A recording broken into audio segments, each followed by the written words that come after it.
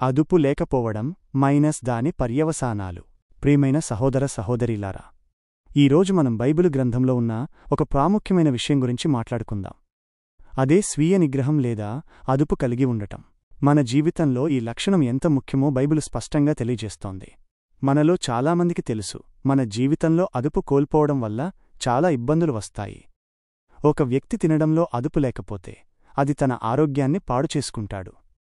Bible ఈ విషయాన్ని సూటిగా చెప్పకపోయినా మనం వివేకంతో ఆలోచిస్తే సామెతలు 28:15లో ఇలా ఉంది: నీవు కూర్చోగానే అపరిమితముగా తినిన ఎడల నీ కడుపు బాధపడుతుంది. దీని ప్రకారం మనకు తినడంలో అదుపు లేకపోతే మన ఆరోగ్యం దెబ్బతింటుంది. అదుపు లేకుండా తినడం అనేది కేవలం అనారోగ్యానికే కాదు, కొన్నిసార్లు ఆధ్యాత్మికంగా కూడా ప్రమాదకరం. అదుపు లేకపోతే మనం మన శరీరాలపై నిగ్రహం కోల్పోయి పాపానికి దారితీస్తాము. అందుకే అదుపు కలిగి ఉండటం చాలా ముఖ్యం.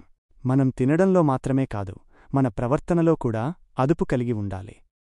ఇతరుల ఇళ్లకు తరచుగా అదుపు లేకుండా వెళ్లడం వల్ల మనకున్న గౌరవాన్ని మనమే పోగొట్టుకుంటాం.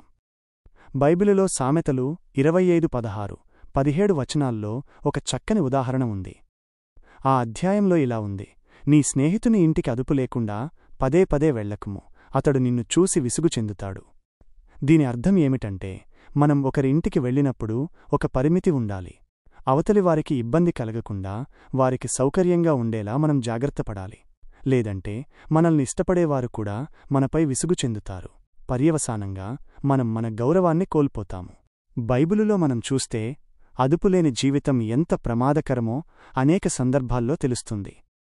ఉదాహరణకు యెహోషువ 7 అధ్యాయంలో ఆకాను అనే వ్యక్తి అదుపు కోల్పోయి నిషేధిత వస్తువులను తీసుకున్నాడు. దాని పర్యవసానంగా అతడు, అతని కుటుంబం ప్రాణాలు కోల్పోవడమే కాకుండా ఇశ్రాయేలీయులందరూ బాధపడ్డారు. ఇది మనకు ఒక గొప్ప పాఠం. అదుపు లేకపోవడం కేవలం మనకే కాదు, మన చుట్టూ ఉన్నవారికి కూడా హాని కలిగిస్తుంది. మనం ఒక విషయాన్ని గుర్తుంచుకోవాలి: అదుపు కలిగి ఉండటం అనేది ఒక కష్టం కాదు, అది ఒక దీవెన. గలతీయులకు 5:22-23లో అపొస్తలుడైన పౌలు చెప్పినట్లుగా, అదుపు లేదా స్వీయ నిగ్రహం అనేది పరిశుద్ధాత్మ ఫలాల్లో ఒకటి. దేవునాత్మ మనలో ఉన్నప్పుడు మనం అన్ని విషయాల్లోనూ అదుపు కలిగి జీవించగలం. కాబట్టి ప్రియమైనవార్లారా, మనం మన జీవితాల్లో అన్నిటిలోనూ అదుపు కలిగి ఉండటానికి కృషి చేద్దాం.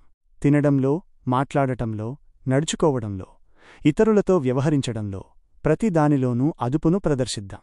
అలా జీవిస్తే దేవుడు మనలను ఆశీర్వదిస్తాడు, మన పరువు ప్రతిష్ఠ నిలబడతాయి.